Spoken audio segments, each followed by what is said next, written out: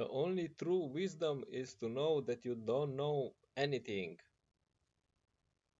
That's some wisdom, maybe. And it starts, but the point is, uh,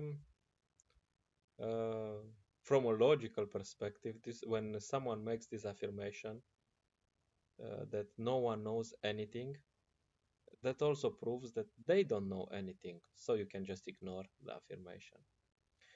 Okay, well, keep that aside. Um, if someone says that you don't know anything, that's a good start. The point is that we all have four defects.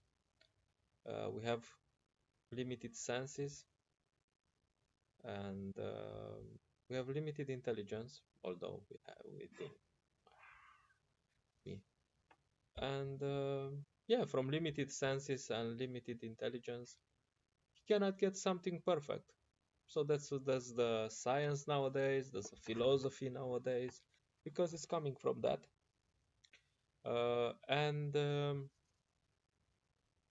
you'll not never get something perfect. So one scientist says something today, and in 10 years, one other scientist said, no, he was wrong.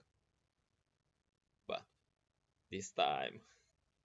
And then after 10 years, another comes, and another comes, and another comes. Yeah, you know.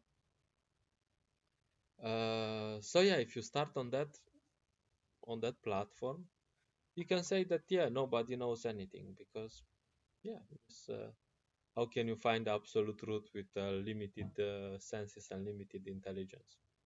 You can't. But thinking that there is no possibility to find the truth, that's also an uh, an assumption, because all this universe, everything was created by someone. It's obviously some intelligence there, and the one who made this universe knows how he did it. So if you find this source uh, and you get information from that source, then you know something.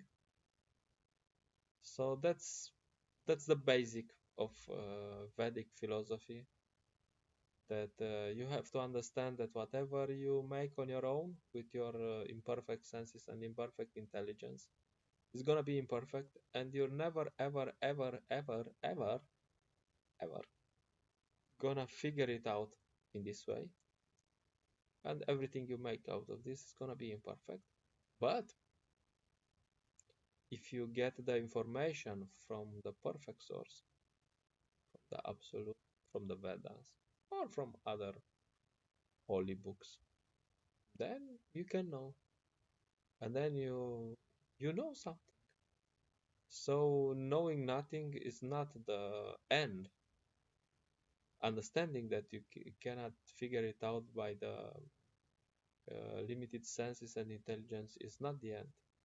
It's just the beginning to, and this should be the impetus to understand that, hey, I have to search in another way. Is there someone who doesn't have limited senses and limited intelligence? Is there such a person? And if there is such a person, let's find out from that person, from that perfect sense, the person, how things actually work. And then if you find out, then you know.